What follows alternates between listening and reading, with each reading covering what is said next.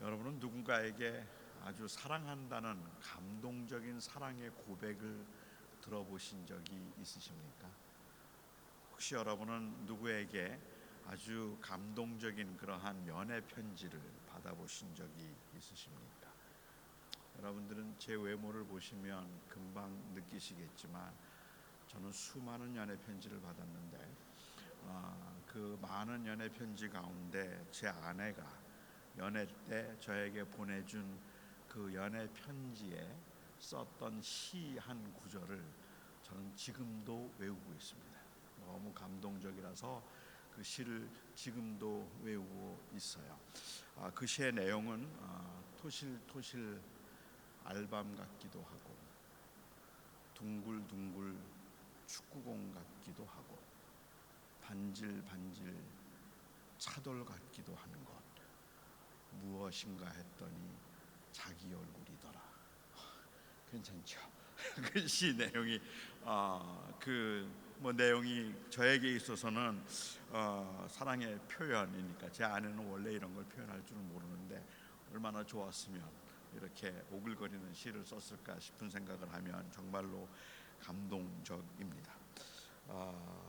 프랑스의 화가였던 마르셀 드 루얼이라고 하는 사람이 있었는데 그 사람이 막달린 빌라로얼이라고 하는 한 여인을 사랑했어요. 너무 좋아해서 이 여인에게 사랑의 표현을 하고 싶었습니다. 어떻게 하면 내가 이 사랑의 표현을 할 수 있을까를 그가 고민하다가 아주 감동적인 사랑의 연애 편지를 하나 썼는데요. 이 편지가 이 로버트 리플리라고 하는 미국 문학가의 말에 의하면 아마도 인류 역사상 가장 긴 연애 편지였을 거라 그래요. 가장 긴 연애 편지를 써서 보냈는데 그는 그 한 편지에 주브셈 I love you 라는 이 말을 그 편지를 썼던 1875년에 천을 곱해서 187만 5천 번을 썼습니다. 그러니까는 그 편지에다가 나는 당신을 사랑합니다. 나는 당신을 사랑합니다. 주브셈 주브셈 주브셈 그렇게 187만 5천 번을 썼어요. 대단하죠. 그런데 이 편지를 자기가 직접 쓴 것이 아니라 대서인을 고용해서 썼습니다. 그 대서인을 몇 명을 고용했는지는 모르지만 대서인을 고용해서 그 주브셈이라는 편지를 쓰도록 했는데 어떻게 생각하면 좀 시시한 것 같지만 정말로 감격은 뭐냐면요, 그는 그 편지를 쓰기 위해서 몇 명의 대서인을 고용했는지 모르겠어요. 자기가 주브셈이라고 말을 하고 그리고 대서인은 주브셈이라고 따라하고 그리고 주브셈을 썼습니다. 그러니까는 결국은 이 주브셈이라는 말을 듣고 따라하고 말하고 하는 것을 562만 5천 번을 하는 거예요. 엄청난 거죠. 얼마나 긴 시간 동안에 썼는지 몇 명의 대서인을 통해서 이 사랑한다는 고백을 했는지는 모르지만 제가 생각할 때는 정말로 상상이 안 되는 만큼 정성 들인 편지입니다. 아마도 여러분은 사랑한다는 말을 글쎄요 평생 살면서 50번 들어봤을까? 그런데 저렇게 562만 5천 번을 사랑한다는 말을 듣고 말해서 확인할 수 있었다면 굉장하다는 생각이 들기는 하는데 이 정성이 대단하다고 생각하지만 제가 생각할 때 여기 계신 대부분의 여러분들은 정성이 대단하다고 생각하지만 부럽지는 않을 겁니다. 그런 편지 주려면 차라리 대서비를 돈으로 주든지 아니면은 그냥 명품 가방 하나 사주는 게 이게 더 낫겠다고 생각하는 어떤 물질적인 마음 때문에만 그런 건 아니겠고 또 상대방의 원함은 생각하지 않고 그냥 자기의 방식대로만 그 사랑을 표현했다는 것도 마음에 들지는 않죠. 그렇죠. 그렇게 187만 5천 번을 썼지만 187만 5천 번을 읽었을까요? 도대체 종이로 몇 이 박스를 보냈는지는 모르지만 아마 첫 글자 보고 그 다음부터는 읽지 않았을 것 같아요. 똑같은 걸 반복해서 쓴다는 것이. 그런데 자기는 정성을 보여서 자기 방식으로 그렇게 사랑을 표현했다는 것도 별로 그 무정함도 마음에 들지 않을지 모르지만 어쩌면 그것보다는 왠지 그 사랑의 표현에는 정성이 있기는 하지만 상대방의 절실한 필요를 채워줄 만한 그러한 헌신이 빠졌다는 생각이 들기 때문에 그렇습니다. 상대방에게 정말로 필요한 것을 채워줄 수 있는 그러한 그 희생이 없다는 것이 저에게는 별로 그렇게 감동적이 아닌 것처럼 여겨진다는 말이죠. 다시 말씀드리면 그러한 사랑의 고백이 내 삶에 있어서는 뭐 그렇게 대단하게, 아니 어떻게 보면 너무 절실하게 필요할 만큼 사실은 우리의 삶이 그렇게 하기에는 너무 버거워요. 다른 일들로 너무 복잡하고 너무 버겁고 힘들기 때문에 이런 사랑의 그 표현에 감동할 여유가 대부분의 사람들에게는 없다는 말입니다. 아마도 억만장자쯤 된다면 수만 불짜리 명품 가방보다는 이런 사랑의 표현을 더 좋아할지 모릅니다. 하지만 저희처럼 그렇게 절실하게 힘들게 버겁게 살아가는 사람들에게는 그렇지 않습니다. 여러분은 언제 하나님의 사랑을 느끼십니까?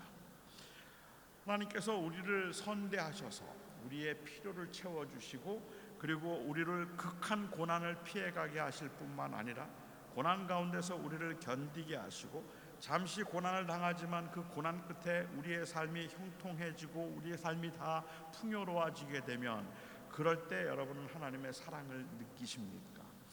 사실 돌아보면 우리는 하나님께서 우리의 필요한 것들을 채워주셨음은 인정할 수 있을 것 같아요. 그러니까 저희들이 답답하고 힘든 건 하나님이 우리의 필요를 채워주지 않는다는 건 아닙니다. 하나님은 우리의 삶을 돌아보면 하나님은 우리의 필요를 채워주기는 하셨지만 우리의 원함은 채워주지 않으셨어요. 우리의 마음속에 있는 원함들을 다 채워주셨다면 저희가 참 만족스러울 텐데 하나님께서 그렇게 생명을 연장하게 하시고 우리의 그 걸음을 지키셔서 그때는 안 될 줄 알았는데 그래도 하나님은 나의 필요를 채우셔서 여기까지 오게 하셨구나라고 생각은 드는데, 그런데 우리가 정작 원했던 것들이 채워졌다는 경험은 별로 없는 것 같다는 말입니다. 그래서 사람들이 감사한다고 말하면서도 어쩌면 그나마 감사하다는 말이 적절한 표현일지도 모르겠다는 생각이 들어요. 힘들고 어려웠지만 그래도 그나마 내가 여기에 있음이 감사하고, 그리고 많은 사람들이 많이 아프기도 했고 또 많이 불안하고 두렵기도 했지만 그래도 그나마 내가 살아남아 있음이 감사하다 하고 그렇게 말할 수 있는 분들도 꽤 많이 계실 거라고 생각을 합니다. 코로나로 인하여서 굉장히 많이 힘들고 불안했지만 그나마 항상 불안했지만 아주 많이 아프지 않아서 감사하고, 많이 넘어지기는 했지만 그래도 여전히 믿음을 지키며 살 수 있어서 감사합니다. 우리는 대체로 하나님께 감사한다고 말할 때 우리가 고난 중에 있거나 어려울 때 감사하기보다는 우리의 삶이 잘 풀리고 형통할 때 하나님의 사랑을 느끼게 되기 때문에 우리가 누리는 것들, 좋은 것들이 생기면 그러면 하나님께 감사하다는 말을 하죠. 우리 자녀들이 좋은 대학을 가면 갑자기 막 마음속에 감사가 몰려오고, 그리고 또한 생각지도 않았던 돈이 생긴다든지 아니면은 그런 그 좋은 직장에 취직을 하게 된다든지 그러면 우리는 굉장히 감사하다는 생각을 하게 되는 것 같기는 해요. 저는 그래서 우리가 좀 더 풍요로울 때 하나님의 사랑을 느끼고 감사하게 된다는 것, 그 풍요로움 가운데 하나님의 사랑을 느낀다는 건 전적으로 동의하고, 이 우리가 누리고 있는 모든 좋은 것들이 다 하나님께로부터 온 것이라서 하나님의 사랑의 표현이라고 말한다면 그 말은 고맙기는 하지만 그렇게 생각하자면 솔직히 좀 섭섭하게 느껴질 때가 많이 있다는 말입니다. 사람들은 자기들이 좋은 걸 누리고 있으면 그게 하나님의 사랑의 표현이라고 생각해요. 사실 어떻게 보면 기복주의의 심각한 문제 중에 하나가 우리가 필요한 것들을 구한다는 것이 기복주의의 문제가 아니라 하나님께서 우리에게 필요한 것을 주셨을 때 그 주신 원인을 엉뚱한 곳에서 찾을 때 그게 기복주의의 위험이라고 생각을 하는데, 가령 예를 든다면 많은 사람들은 좋은 일이 생기거나 아니면 일이 잘 풀리면 보통 사람들은 생각하기를 하나님께서 내가 하나님 앞에 11조 했더니 하나님이 복을 주셨다, 하나님 앞에 정성껏 예배를 드리며 하나님 앞에 헌신했더니, 그리고 주의를 꼬박꼬박 지키지 않고 갔더니 새벽 기도에 매일 나갔더니 우리 아들이 좋은 대학교에 들어갔다, 그래서 내가 누리고 있는 많은 것들이 내가 한 행위에 대한 보상일 거라고 생각을 하는 경우들이 있습니다. 그렇지만 엄밀히 만약에 그렇게 생각해 보자면 사실은 여전히 하나님 앞에 헌신적으로 살았음에도 불구하고 고난을 당하는 사람들도 많다는 말이에요. 11조 하면 하나님께서 복 주신다고 간증하는 사람들은 교회에서 복 받은 사람만 간증시켜서 그렇지, 11조 하고도 고난 가운데 사는 사람도 많아요. 하나님 앞에 매일 새벽 제단을 쌓지만 그렇지만 교회 어려운 사람들도 많다는 말입니다. 제가 이것을 더 절실하게 느끼는 건 LA 가서 목회할 때였어요.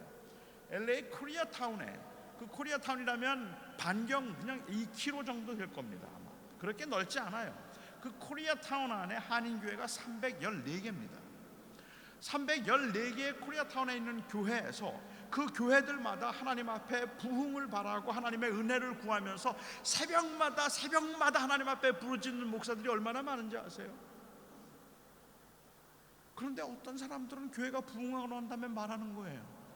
매일 새벽마다 제단을 쌓았더니 하나님께서 복을 주셨다고, 교회를 부흥시켜 주셨다고. 그 말에 마음의 상처를 받을 사람이 얼마나 많을까 생각해 보면 사실은 그렇게 보는 건 아닌 것 같아요. 또 다른 경우가 있다면 하나님의 특별한 사랑을 말할 때입니다.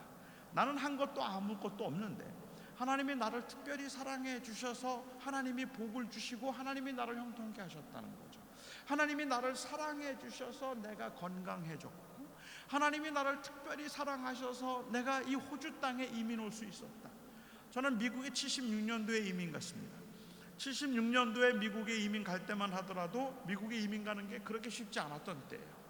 그리고 한국이 경제적으로 조금은 어려운 때였기 때문에 제가 이민 가서 이민교회에서 거의 매주에 들었던 기도, 매주마다 들었던 기도가 무슨 기도냐면, 하나님, 지금 아프리카에서는 굶어 죽는 사람들이 많고 한국은 여전히 가난 가운데서 사는 사람들이 많은데 하나님이 우리를 특별히 사랑하셔서 이 젖과 꿀이 흐르는 미국 땅으로 인도해 주셔서 감사합니다. 이 기도 거의 매주 들었어요. 하나님이 특별히 사랑하셔서 이 미국 땅으로 인도해, 기회의 나라 미국 땅으로 인도하셨다는 그 기도죠. 그런데 저는 청년 때도 그 기도를 들으면서 마음속에 드는 생각은, 그러면 이 기도를 만일 아프리카에 있는 사람들이 듣는다면, 그리고 가난 가운데 사는 사람들이 듣는다면 어떨까 하는 생각이 들더라는 말입니다. 사업이 잘 되어서 좋은 집에 이사 가고 난 다음에 보통 그냥 우리는 겸손한 마음으로 하는 말이지만, 하나님께서 나를 특별히 사랑해 주셔서 한 것도 아무것도 없는데 하나님이 나를 특별히 사랑해 주셔서 그냥 사업이 잘 되게 하시고 그리고 이렇게 이 좋은 집에 이사 오게 되었습니다라고 말하면 그 말을 들으면서 상처받는 사람들이 있단 말이에요. 왜 나는 사랑하지 않으실까? 왜 그 사람들만 특별히 사랑하실까? 그래서 하나님이 특별히 사랑하셔서 이 미국 땅에 오게 해주셨다고 했던 분들, 요즘 한국이 더 잘 살잖아요. 요즘 다 한국 가 계세요. 한국에서 하나님께서 그곳에 더 복을 주셨다고 생각을 하는지도 모르겠습니다. 아닐 겁니다. 저는 그분들에게 늘 말씀드려요. 만일 교회가 성장하거든, 하나님께서 교회를 키우거든, 그 성장시키시거든, 그러면 내가 기도했더니 그렇게 됐다고 말하지 말고, 하나님이 나를 특별히 사랑하셔서 이렇게 교회가 부흥됐다고 말하지 말고, 하나님이 당신을 통해서 하실 일이 있다고 말해라. 그건 사명 때문에 큰 겁니다. 그러니까 누가 부자가 되었다면 부자가 된 것은 하나님께서 그를 통해서 하실 일이 있을 뿐이에요. 자녀들이 머리가 기가 막히게 좋거든, 하나님이 특별히 사랑하셔서 그런 게 아니라 그를 통해서 하나님이 하실 일이 있는 거예요. 저는 그런데 그걸 자꾸만 내가 누릴 수 있는 혜택이라고 생각하고 하나님의 사랑이라고 생각하면 거기에는 사실 어떤 기독교인의 어떤 재물관이라는 것은 존재하지 않을 거라고 생각합니다. 그런데 우리는 종종 이렇게 생각을 하기 때문에 저는 하나님이 주신 것이라는 건 동의하지만 그게 과연 사랑의 표현일까? 아니면 그게 과연 내가 한 일에 대한 행위의 보상일까? 하고 생각을 하면 그렇게 생각하고 나면 섭섭한 생각이 들 때가 굉장히 많다는 거예요.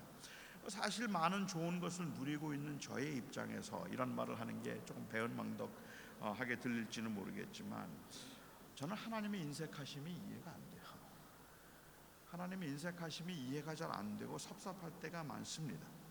하나님께서 우리에게 잘해 주셔야 하는 의무가 있는 것도 아니고, 그리고 오히려 우리가 무엇을 구하는 것이 뻔뻔스러움일 수도 있겠지만 하나님 우리에게는 절실하게 필요한 것들이 하나님에게는 하나도 필요 없잖아요.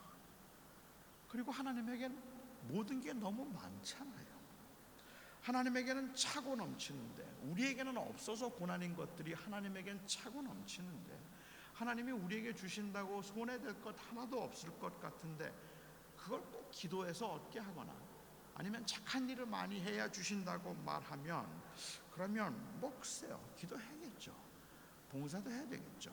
그런데 좀 섭섭하다는 생각이 든다는 말입니다. 그건 그냥 주실 수 있는 거 아닌가요?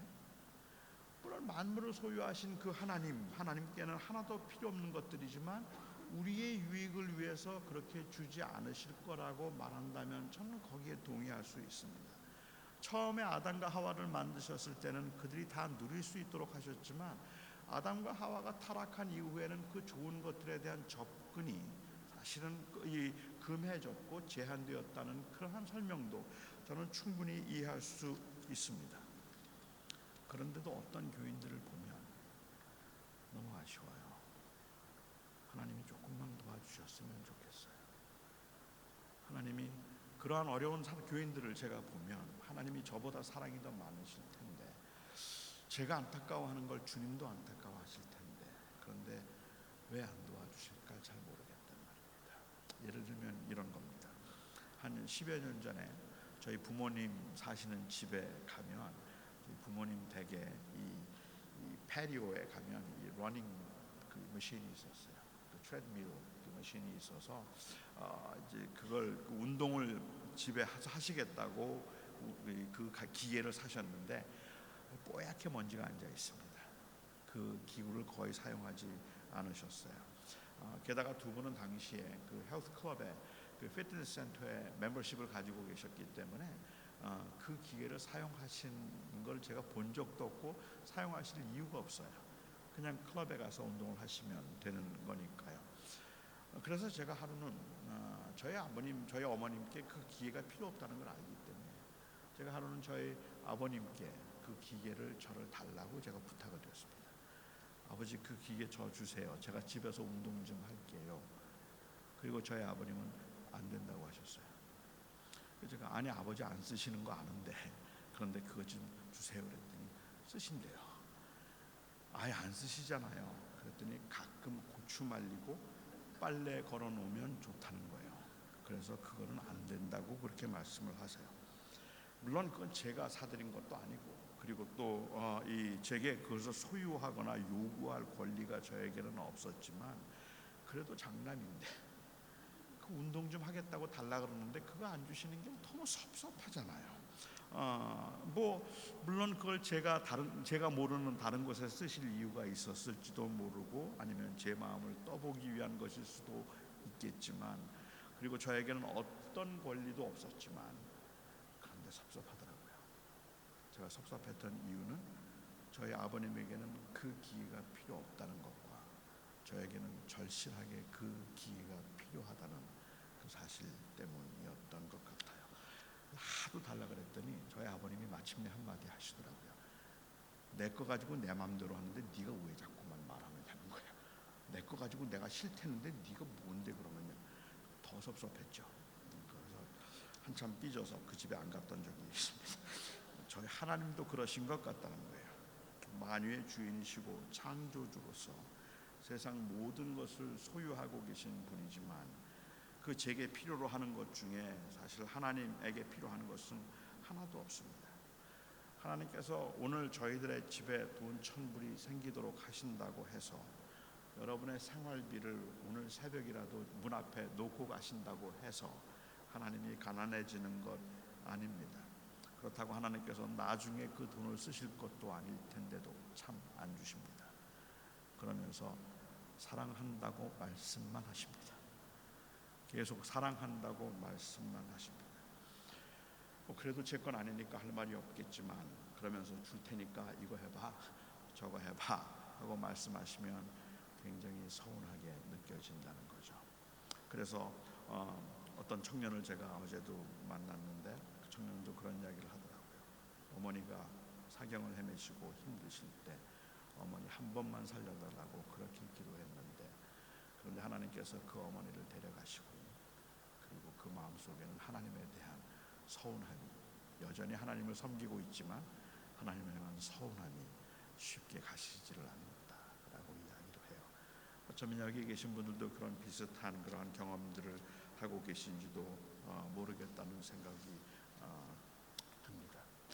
그런데 이 땅에서는 되는 게 하나도 없고 항상 부족함 가운데 있는 것 같은데도 우리의 그 마음을 먹먹하게 하도록 하나님의 사랑을 확인할 때가 있습니다. 하나님께서 세상을 이처럼 사랑하사라고 말씀하셨을 때는 우리에게 일용할 양식을 주시고, 그리고 우리에게 필요한 것들을 채워주셨을 때가 아니라 하나님께서 독생자를 주셨을 때였습니다. 하나님께서 그 아들 독생자를 주셨을 때 하나님은 내가 너를 사랑한다라고 분명하게 말씀을 하셨단 말입니다. 그런데 문제는 사람들은 하나님께서 우리에게 독생자를 주셨음에 돈 천불이 생겼을 때만큼도 감동하지 않는다는 겁니다. 하나님께서 우리에게 독생자를 주셨다는 그 사실보다는 차라리 당장 나에게 필요한 것들과 나의 그 약함을 채워주실 때 사람들은 더 감동하죠. 독생자보다는 건강이 더 필요하고 독생자보다는 직업이 더 필요합니다. 아니, 독생자가 필요한 궁극적인 이유도 사실은 그 편안함과 형통함 때문이란 말입니다. 내가 하나님을 왜 믿는데, 하나님 믿으면 하나님께서 나에게 복을 주시고 나를 건강하게 해주시고 나를 형통하게 해주시고 내 하는 모든 일마다 잘되게 하실 것, 그거 기대하고 하나님 믿었는데 하나님이 안 해주셨다고 실망하는 경우들이 얼마나 많은지 모른다는 말이죠. 사실은 그런데 하나님께서는 지속적으로 우리들에게 하나님이 우리를 이처럼 사랑하사라고 말할 때는 독생자를 주셨는데, 왜 사람들은 하나님이 우리에게 아들을 주셨음에도 돈 천불만큼도 감동하지 않을까요? 왜 사람들은 자신의 건강의 약함보다 하나님이 우리에게 독생자를 주셨다는 이 사실에 왜 더 감동하지 않을까요? 여러 가지 이유가 있겠지만 저는 그 이유 중에 하나로 우리가 죄인으로서의 절망적인 상태에 대한 인식이 없기 때문이라고 저는 생각합니다. 즉, 우리에게 가장 절실하게 필요한 것이 무엇인가 하는 것을 우리 스스로도 모르고 있기 때문이라는 말이에요. 우리는 우리가 꽤 괜찮은 사람이라고 생각하기 때문에 그렇죠. 성경은 바로 이 하나님의 사랑을 말하기 위해서, 하나님의 은혜와 사랑을 말하기 위해서 모든 사람들이 다 죄인이다라고 그렇게 선언을 합니다. 우리가 전도를 할 때 제일 먼저 아마 묻는 질문도 당신이 죄인인 것을 아십니까? 라는 질문일 것이고, 그 사람이 죄인임을 인정해야 비로소 복음의 메시지가 복음이 될 수 있다고 생각하기 때문에 가장 중요한 질문이 당신이 죄인인 것을 아십니까? 라는 질문일 텐데, 저는 어쩌면 우리가 전도를 하면서 당신이 죄인인 것을 아십니까? 라는 이 질문 자체가 너무 피상적인 질문이 되어버려서 더 이상은 이 질문을 하지 않는 게 좋겠다 싶을 만큼 저는 성경이 의도하고 있는 바가 많이 변질되고 왜곡되었다고 생각을 합니다. 사실은 사람들은 당신이 죄인인 것을 아십니까? Do you know that you're a sinner? 그 질문을 받으면 꽤 많은 사람들은 그게 불쾌하죠. 기분 나빠하죠. 여러분, 전도 잘하는 사람은 어떤 사람인지 아세요? 죄인이라는 것을 인정하도록 하는데 기분 안 나쁘게 하는 거잖아요. 당신이 죄인인 것을 아십니까? 그런데 그 말을 기분 나쁘게 들으면 전도 잘 안 되는 거예요. 그러니까는 기분 나쁘지 않도록 듣기 위해서, 사람들은 모두 다 죄인이잖아요. 솔직히 이 땅에 살면서 뭐 거짓말 한 번 안 하겠어요? 살다 보면 어쩔 수 없어서 거짓말도 하게 되는 거고, 그냥 남의 물건 보면 욕심도 생기는 거죠. 뭐 그게 다 인간이잖아요. 그렇죠. 선생님이나 저나 살다 보면 다 그렇게 나쁜 생각도 좀 들고, 그리고 너무 사는 게 버거우니까 거짓말도 가끔씩 하는 거잖아요. Would you agree? 아닌가요? 예, 그렇죠. 다 죄인이죠. 예, 그래서 우린 다 죄인인 거예요. 근데 예수님이 우리를 위해서 죽으셨어요. 그 예수님을 믿기만 하면 그러면 영원히 살 수 있는 거예요. 이분은 그게 무슨 말인지도 잘 모르는 상황이에요. 근데 영원히 믿을 수 있는, 글쎄요, 그 무슨, 예수님이 하나님의 아들이신데 우리의 이 모든 죄, 우리가 살면서 지은 죄를 다 용서하기 위해서 십자가에 죽으셨다고요. 그걸 믿기만 하면 돼요. 잘 모르겠네. Just say yes. Just say yes. You'll have eternal life. Say yes. 너 그냥 좋은 거에 공짜예요, 공짜. Just say yes, you'll have eternal life. Yeah, yeah. 선생님 축하합니다. 저와 같이 기도하실 거예요? 오늘도 이 죄인이 잃어버린 양이 예수 그리스도를 주님으로 영접하고 그리고 하나님의 자녀가 됨을 진심으로 감사합니다. 그리고는 그분이 구원받았다고 말하면 이 양반은 무슨 말인지도 몰라요. 도대체 이게 구원받았다는 게 무슨 뜻인지, 뭘 어떻게 됐다는 말인지도 잘 모르고 있다는 말입니다. 사람들은 그냥 내가 지은 조그마한 죄들, 오히려 더 이상한 거죠. 아니 내가 캔디를 하나 훔쳐 먹었는데 그 전능하시고 거룩하신 하나님이 그냥 용서해 줄 만도 한데 캔디 훔쳐 먹은 죄를 용서하기 위해서 십자가에 죽으셨다?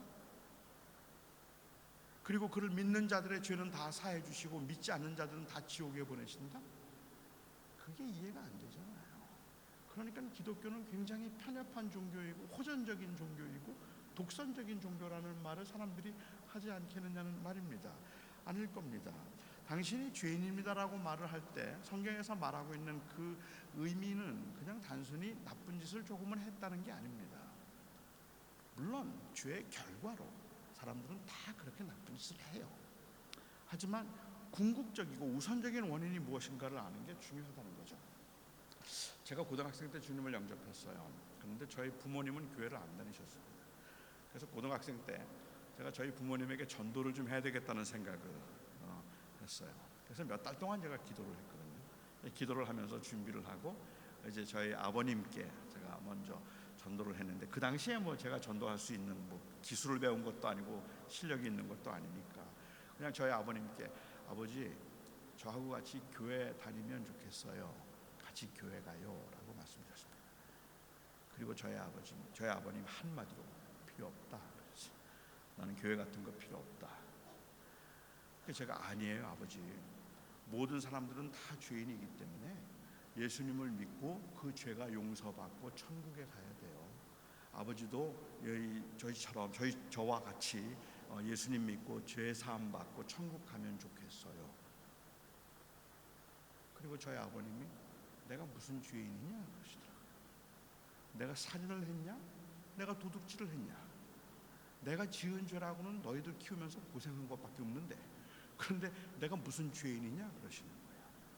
그 말씀을 딱 듣는 순간 제 마음속에는 저희 아버님이 죄인인 것을 증명해야 할 거룩한 사명이 느껴지는 거죠. 제가 저희 아버님께 말씀드렸습니다.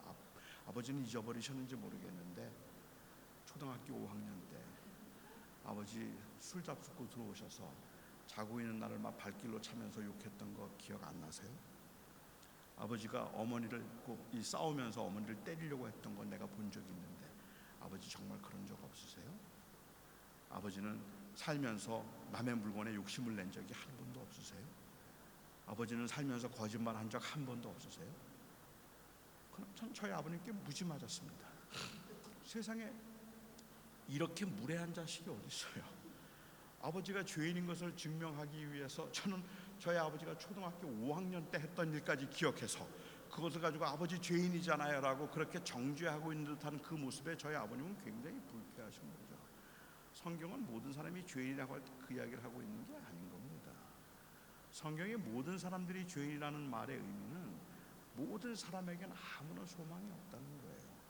그래서 모든 사람들이 죄인이라는 말을 증명하기 위해서 그가 죄인임을 증명하기 위해서 성경에서 가장 많이 사용하는 증거는 죽음입니다. 죄로 인하여서 죽음이 우리에게 왔고 그 죽음으로 인하여서 인간은 궁극적으로 불행해졌다는 거예요. 사람들은 어차피 누구나 다 죽는 거니까 그냥 죽는 거라고 생각하고 체념하고 포기하니까 그렇지, 만일 누군가가 다시 살 수 있다고 생각하면 아마 모든 걸 걸어서라도 다시 살아야 할걸요. 그것만이 인간의 궁극적인 문제의 해결일 텐데 사람들은 자기들이 죽는 건 모두 당연한 것이라고 생각을 하지만 사실은 죽음이 바로 죄의 결과란 말입니다. 그러니까 성경이 당신이 죄인입니다라고 말할 때 그 말의 의미는 You are eternally doomed. Do you know that? 그 질문이에요. You are hopeless. You are hopeless. You are hopeless. You are in desperation and then you are under condemnation. You have no hope. You have no meaning whatsoever. It doesn't matter what college you went. It doesn't matter how much you make a year. It doesn't matter what college you went and then what gorgeous house you live in. You are doomed. You have no hope. How do I know? The death. 죽음은 모든 걸 다 스나치고 해버릴 거예요. 우리에게 남는 게 하나도 없어요. 성공했다고 해도, 형통했다고 해도, 잘했다고 해도, 괜찮은 것 같아도, 인생이 꽤 괜찮은 것 같고 사람들에게 인정받고 존중받고 그리고 좀 넉넉하게 살고 있으면, 그러면 편안하게 살고 있으면 꽤 괜찮은 줄 알고 있지만 그렇지 않다는 말입니다. 인간은 괜찮은 게 아니란 말입니다. 아무리 건강해서 120세까지 살아도, 아무리 건강해서 아픈 줄 모르고 120세까지 살아도, 아무리 좋은 집에 살아도, 아무리 많은 사람들이 인정할 만한 위치에 올라가서 떵떵거리면서 살아도 그 인생은 의미가 없어요. 죽음 때문에. 그리고 그 죽음은 심판이기 때문에. 그리고 그 다음에 올 심판은 감당할 수가 없으니까. 그게 인간의 절망적인 상태란 말입니다. 예수님께서 십자가에 못 박혀 죽으셨다. 예수님이 우리의 죄를 용서해 주셨다는 말의 의미는 바로 이 인간의 절망적인 상태에서 인간을 다시 구원하셨다는 뜻입니다. 다시 하나님의 자녀가 되게 하셔서 하나님의 자녀로 이 땅에 살아가게 하셨다는 것, 이것이 바로 우리가 예수님이 우리를 위해서 죽으셨다는 말이죠. 맞습니다. 사람들은 자신들이 아직 괜찮은 사람이라고 생각하고 있어요. 죽음을 실감하기 전까지는 그 칠흑 같은 경험, 그 이 절망을 경험해 본 적이 없고 느낄 수 없으니까 당연할지도 모르겠어요. 그렇기 때문에 위기감을 느끼지 않고 제법 안정적인 삶을 살아가고 만족스러운 삶을 살아가는 경우에는 오늘 본문처럼 하나님이 세상을 이처럼 사랑하사 독생자를 주셨으니 라고 말하더라도 그 말이 감동이 안 돼요. 그게 뭐, 독생자를 주셨다는 게 우리에겐 그렇게 큰 감동이 되지 않는다는 말입니다. 우리가 은혜로 구원을 받게 되었다고 말을 해도 그 은혜가 그리 생생하지 않다는 말입니다. 인간의 절망적인 상태를 인정하지 않은 채 그 복음, 예수 그리스도의 죽으심, 그것을 통하여서 우리에게 그 새로운 생명이 주어질 수 있다는 이 사실을 우리가 인정하지 않은 채 하나님이 우리를 사랑하신다는 그 은혜에 대한 메시지들은 이 은혜를 그냥 그야말로 free grace로 좋은 거라고 생각하게 만들긴 하지만, 대부분의 사람들은 은혜를 이야기하면서 free grace라는 그 생각을 하고 있지만 undeserved grace라는 생각은 하지 못하고 있어요. 그러니까 나는 은혜를 받을 만하다고 생각을 하는 거죠. 이번 제가 그 GCC 수련회 때는 나누었던 이야기인데, 이 메시지를 위해서 다시 한번 말씀을 드리자면, 제가 목회를 하면서 좀 쉬지 않고 힘들게 열심히 사역을 하니까 저희 교회 교인 한 분이 너무 고생한다고, 너무 힘들게 목회한다고 조금 쉬어가면서 목회하라고 플로리다에 별장을 하나 사주셨어요. 꿈이에요. 깨니까 꿈이었어요. 만약에 누가 저에게 그 별장을 하나 사주신다면 저는요 진심으로 고마워할 겁니다. 거짓이 아니에요. 진심으로 고마워할 겁니다. 그리고 저는 그 별장을 절대로 혼자 쓰지 않을 겁니다. 다른 교역자들 와서 쉬도록 할 거고, 손 목사님도 오게 해줄게요. 와서 좀 쉬었다 가고 또 그렇게 그냥 할 수 있도록 저는 그걸 개방하고, 그리고 저에게 그 선물을 주신 분에게 저는 항상 그 은혜에 감사하면서 늘 정말 감사하는 마음으로 살 겁니다. 그런데 만일 그분이 저에게 그걸 사주고 난 다음에 목회는 이렇게 해라, 저렇게 해라, 거기는 가지 말아라, 거기는 가라 말한다면 저는 돌려드릴 겁니다. 돌려드릴 겁니다. 그것이 저에게 너무 좋은 것이긴 하지만 저에게 절실할 만큼 필요한 건 아니에요. 그렇기 때문에 저는 그거 돌려드릴 수 있어요. 그래도 저는 괜찮아요. 사람들이 거저 주신 은혜에는 고마워하는 마음이 있어요. 하지만 그 고마워하는 마음이 있긴 하지만 그렇게 고마워하다가도 우리의 삶이 주신 구원이 고맙잖아요. 그런데 그래서 나에게 요구되는 것이 생기면, 그래서 내 인생이 버거워지면 구원이고 뭐고 그냥 다 싫다는 생각이 든단 말입니다. 왜요? 하나님이 주신 그 은혜를 free grace로는 우리가 알고 있는데 그걸 받기에는 내가 감당할 만한 인간이 아니었다는, 내 상태가 아주 절망적이었다는 undeserved 한 그 스테이터스를 우리가 놓치고 있기 때문일 거라고 생각을 합니다. 우리 주님께서는 그렇게 말씀하지 않으셨습니다. 하나님이 그 아들을 보내신 것은 세상을 심판하려 하심이 아니라 그로 말미암아 세상이 구원을 받게 하심이라. 이 말을 바꿔서 그를 믿지 않은 자는 이미 심판을 받은 것이라. 이 말의 의미는 사실은 모든 사람들이 이미 다 그런 절망적인 상태에 있었다는 말입니다. 그리고 절망적인 상태에 있는 사람들에게 이제 그들을 구원하기 위해서 하나님께서 그 아들을 주셨다라는 그러한 의미라는 거죠. 요즘도 있는지 모르겠습니다만 멜번에는 있는지 모르겠는데 LA에서는 제가 봤고 한국에도 제가 이번에 나갔다가도 보았는데 길거리에서 예수 천당 불신지옥 전도하는 분들 계세요. 때로는 여기다가 목에다 거시고 예수 천당 불신지옥을 말하는 분들이 계신데 저는 예수 천당 불신지옥 외치는 그들의 열정을 저는 사실은 굉장히 귀하게 여깁니다. 전도 방법이 틀렸다고 말할 건 아니니까 그분들의 경우에 있어서는 사실은 우리가 살고 있는 우리의 시대에 우리의 문제는 지나칠 정도로 프라그마틱하다는 거잖아요. 너무 실용적이잖아요. 그러니까 우리는 항상 그런 모습들을 보면 늘 묻는 질문이 그거 돼? 그렇게 해서 전도가 돼? 전도가 되는가 안 되는가가 중요하지 않죠. 전도를 하는 것이 옳은가 아닌가가 중요한 것이겠죠.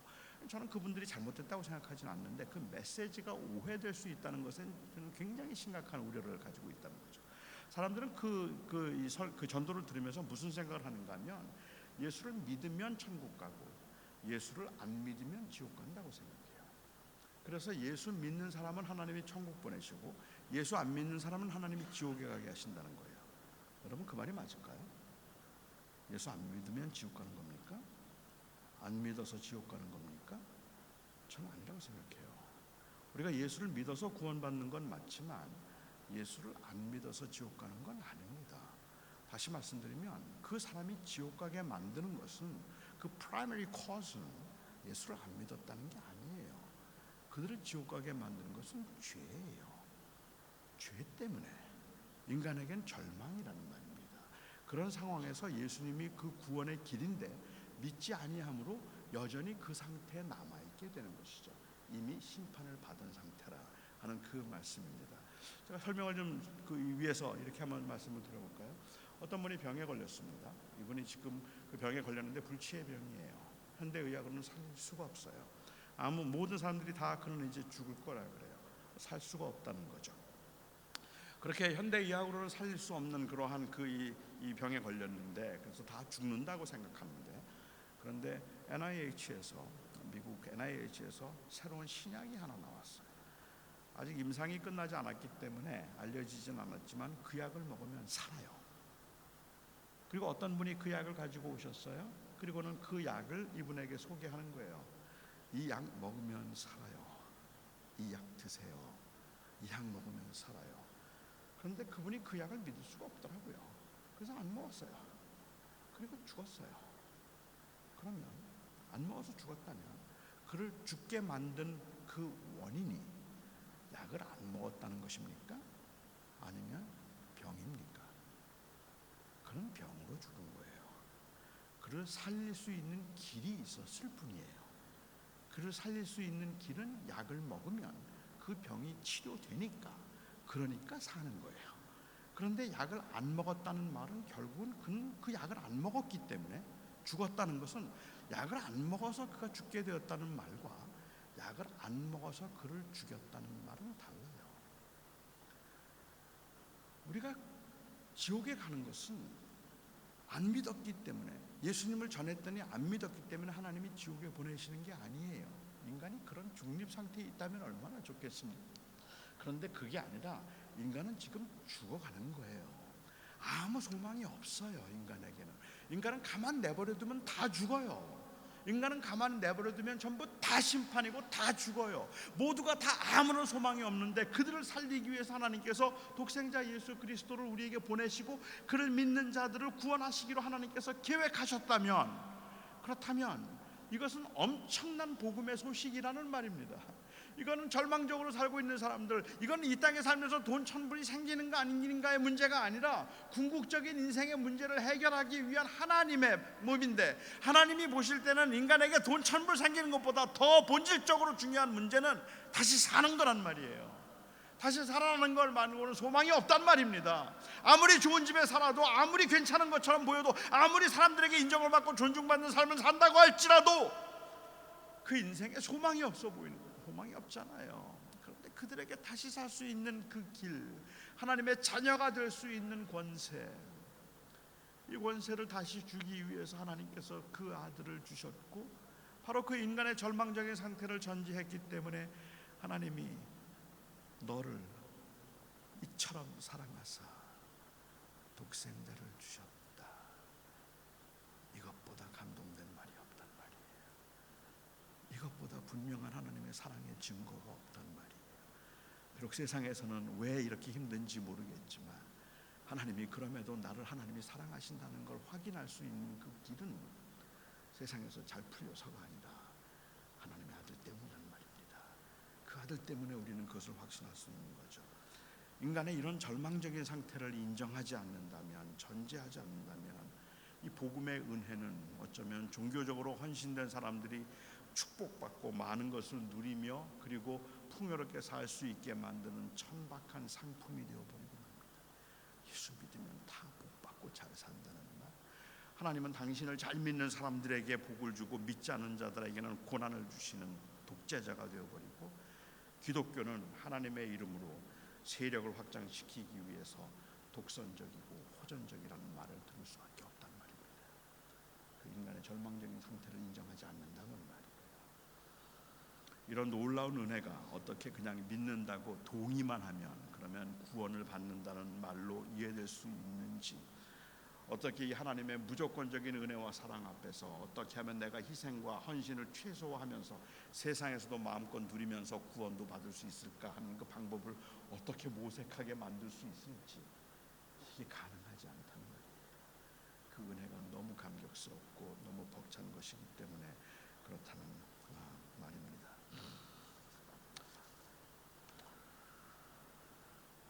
우리는 우리의 상태가 얼마나 절망적인 상태였는지 안다면, 이 죽음과 그리고 체념했던 죽음과 심판의 문제를 해결할 수 있었음을 우리가 안다면, 저는 이 멜번 서북교회도 저도 하나님이 세상을 이처럼 사랑하사 독생자를 주셨으리라는 그 말에서 저희는 진정한 위로를 받을 수 있을 거라고 생각합니다. 거기에서 참된 위로를 받을 수 있을 거라고 생각합니다. 사람들은 이 사랑에 별로 감동하지 않습니다. 그런데도 하나님은 오직 이 사랑만 말씀하고 싶어 하십니다. 사람들이 알아듣든지 알아듣지 못하든지 하나님은 그것만 말씀하고 싶어 하십니다. 우리가 인식하지 못할지라도 그것이 우리에게는 가장 절실한 게 필요한 것이기 때문에 그렇습니다. 부자에게도 하나님은 오늘도 주님께서는 내가 너를 사랑하여 독생자를 주었다라고 말씀하시고, 가난에 찌들려서 버겁게 살아가는 사람에게도 주님은 내가 너를 사랑하여 독생자를 주었다 말씀하십니다. 이제는 살 날이 며칠 남지 않았다고 생각하고 그냥 이 노년에 어떻게 하면 좀 건강하게 남은 생애를 살까를 생각하는 그 노인들에게도, 어르신들에게도 하나님은 내가 너를 사랑하여 내 아들을 주었다 이 말씀을 하고 싶어 하시고, 그리고 희망과 그리고 또한 가능성을 가지고 이제 막 인생을 시작하려는 젊은이들에게도 주님께서는 내가 너를 사랑하여 독생자를 주었다 이 말씀을 하고 싶어 하십니다. 수천 명, 수만 명이 모이는 그 교회의 목사가 되어서 회전의자 굴리면서 떵떵거리고 내가 이만하면 성공했다 생각하는 그 목사에게도 하나님은 내가 너를 사랑하여 내 아들을 주었다고 말씀하고 싶어 하시고, 가난한 교회에서 10명도 안 되는 교인들을 모아놓고 버겁게 사역을 감당하고 있는 그 연약한 교회의 목사에게도 하나님은 내가 너를 사랑하여 내 아들을 주었다고 말씀하신다는 말입니다. 이것이 하나님의 사랑의 공평함이라는 말입니다. 아니, 이것만이 우리 문제의 해결이라는 말입니다. 저는 하나님께서 여러분들의 문제를 왜 해결해 주지 않으시는지 잘 모르겠어요. 하나님께서 여러분들의 문제를 해결해 주셔서 건강하게 해주셨으면 좋겠어요. 하나님께서 여러분들 더 부자가 되게 해주시면 좋겠어요. 하나님께서 여러분들의 자녀들이 더 공부를 잘하고 더 더 그리고 또 이 땅에서 더 성공적으로 살 수 있도록 하나님이 그렇게 좋은 지혜와 명철을 주시면 좋겠어요. 그런데 그리하지 않을지라도 저는 여러분들이 하나님의 사랑을 의심하지 않았으면 좋겠어요. 하나님이 여러분들을 얼마나 사랑하는지, 하나님이 이 교회를 얼마나 사랑하는지 여러분들이 그걸 잊지 않았으면 좋겠어요. 비록 세상에서 보기에는 세상에서 보기에는 왜 이렇게 문제가 많을까 싶기도 하고 우리의 마음을 힘들게 만들고 소란스럽게 만드는 일들이 곳곳에서 일어나고 있어서 하나님의 사랑을 그 환경과 그리고 또한 그 벌어지는 결과에 의해서 하나님의 사랑을 확인하자면 이 세상이 정말로 요지경 속이다 싶을 만큼이나 모든 게 다 엉망인 것처럼 그렇게 보여지지만, 그럼에도 불구하고 하나님의 사람들이 주님의 몸된 교회가 모일 때마다 확인하는 것은 하나님이 사랑하셔서 여러분들을 복 주셔서 형통하게 하실 것입니다가 아니에요. 하나님이 여러분들을 틀림없이 사랑하십니다. How do I know? How do I know? Because God has given His only Son for you. 하나님이 여러분을 위하여 그 아들을 주셨기 때문입니다. 이게 바로 하나님의 사랑이고, 그 하나님의 사랑을 믿기로 작정하고 믿는 사람들이 모이는 곳이 바로 교회입니다. 사랑하는 우리 성도 여러분, 제가 짐작할 때는 저는 다 알지는 못하겠지만 제가 짐작할 때는 아마 여기 계신 제법 많은 분들이 살면서 버겁다, 힘들다 하는 생각을 하실 것 같아요. 저는 곳곳에 이제 이 교회들을 자주 방문하게 되는데, 제가 교회를 방문하고 그리고 교인들을 만나면서 제게 떠오르는 단어가 하나 있다면, 거의 어느 교회에서나 볼 수 있었던 그 현상이 하나 있다면 그것은 지침입니다. 믿음으로 사는 게 지친다, 너무 힘들다, 버겁다. 그게 꽤 많은 사람들이 경험하고 있는 요즘 세상에서 제가 보는 교인들의 모습이에요. 청년들을 많이 만나는 편인데, 청년들을 만나면 그 청년들에게서 볼 수 있는 그 청년들을 묘사하는 단어들은 옛날에는요, 한 20년 전만 해도 청년 그러면 희망 그런 거였어요. 근데 요즘에 청년들을 보면 제일 많이 청년들이 사용하는 단어, 제일 먼저 떠오르는 단어가 불안, 불확실이에요. 공부를 해도 잘 모르겠고 내가 어떻게 될지 잘 모르겠다. 그래서 그 uncertainty 그리고 fear, 그게 청년들을 묘사하는 단어인 것 같아요. 세상이 어찌 이렇게 되었는지, 모든 사람들이 다 힘들어하고 버거워하고 왜 이렇게 사는 게 힘들까, 왜 이렇게 인생이 잘 안 풀릴까 싶은 이러한 때에 제가 만일 여러분들에게 여러분 열심히 기도하세요, 믿음으로 기도하면 하나님이 여러분의 인생을 풀어주실 겁니다, 이렇게 만약에 말한다면 희망이 될까요? 하지만 그것은 참된 복음이 아닙니다. 참된 복음은 그럼에도 하나님이 여러분을 사랑하십니다. 그래서 그 아들을 주셨습니다. 세상에 살면서 힘들 때마다 버거울 때마다 여러분은 예수 그리스도를 바라보실 수 있기를 바라고, 그렇게 그리스도를 바라보며 믿음으로 살 수 있도록 하기 위해서 하나님은 여기에 13년 전에 교회를 세우셨고요. 그리고 이 교회를 통해서 여러 성도들을 지금도 위로하고 계시고 다시 그 사랑을 확인해 주고 계신 것이라고 생각합니다. 저는 우리 교인들을 보면서 요즘에 제가 제일 많이 하는 말은 여러분들에게 우리가 믿음으로 승리합시다, 이런 말보다 어쩌면 제가 자주 사용하는 말은 힘들지만 살아냅시다 하는 말을 해요. 우리는 살아낼 수 있습니다. 왜요? 하나님은 역사를 주관하시는 하나님이 우리를 사랑하시니까. 아직까지 왜 하나님이 그런데 내 문제를 해결해 주시지 않는지 그건 모르겠지만 사랑은 분명해요. 그 아들 때문에. 기도하죠. 시간에 우리가 잠깐 기도하는 시간을 좀 가지면 어떨까?